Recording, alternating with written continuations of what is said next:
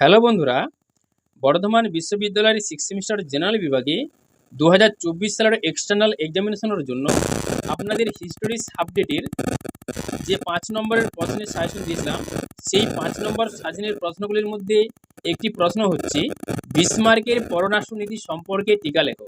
বিসমার্কের পররাষ্ট্রনীতি সম্পর্কে টিকা লেখো। এই প্রশ্নের উত্তরটা বন্ধুরা অনেকেই কমেন্টে চেয়েছেন। হাবিবা খাতুন বলে উনি এই প্রশ্নের উত্তরটা কমেন্টে চেয়েছেন। তো তার উপর ভিত্তি করে বন্ধুরা এই ভিডিওটা তৈরি করলাম। যারা এই প্রশ্নের উত্তরটা কানেকশন করতে পারছেন না, তো অবশ্যই আপনারা এখান থেকে এই প্রশ্নের উত্তরটা দেখে নেবেন। তো এখানে দেখুন, জার্মানির চ্যান্সেলর হিসাবে বিসমার্কের পররাষ্ট্রনীতির মূল বৈশিষ্ট্যগুলি কী ছিল। তো আপনাদের প্রশ্নটা এটা ছিল যে বিসমার্কের পররাষ্ট্রনীতি সম্পর্কে টিকা লেখো। তো আপনারা টিকা হিসেবে কতটুকু লিখবেন এবং কিভাবে লিখবেন সেটাও আপনাদেরকে বলে দেবো, দেখিয়ে দেবো।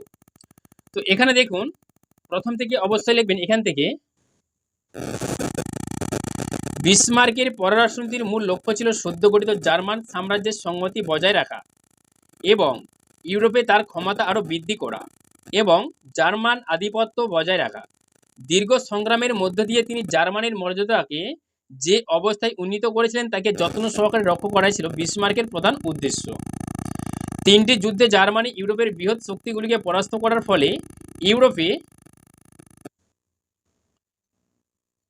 জার্মান বিরোধী জোট গড়ে ওঠার সম্ভাবনা দেখা দেয়। বিসমার্কের প্রধান উদ্দেশ্য ছিল জোট গঠন বন্ধ করা। এই জন্য অনেক ঐতিহাসিক তার নীতিকে আত্মরক্ষামূলক নীতি বলে থাকেন।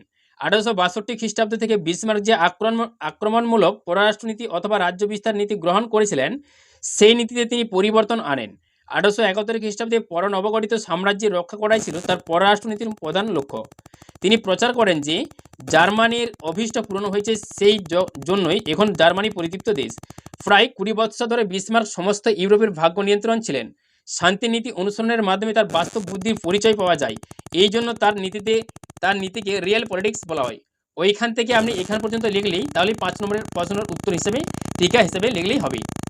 আর যদি আপনারা আরও ডিটেলসে জানতে চান, তাহলে এই যে পয়েন্টগুলো আছে, ফ্রান্সকে বিচ্ছিন্ন করার নীতি, 3 সম্রাটের চুক্তি, এই যে আরও যে পয়েন্টগুলো আছে, এই পয়েন্টগুলো সম্পর্কে অবশ্যই ডিটেলসে জানার জন্য আপনারা পড়তে পারেন। 5 নম্বরের জন্য আপনাদেরকে যতটুকু দেখালাম, এটা লিখলেই আপনাদের 5 নম্বরের প্রশ্নের উত্তর হিসেবে হবে। অবশ্যই ভালো করে বুঝে পড়বেন।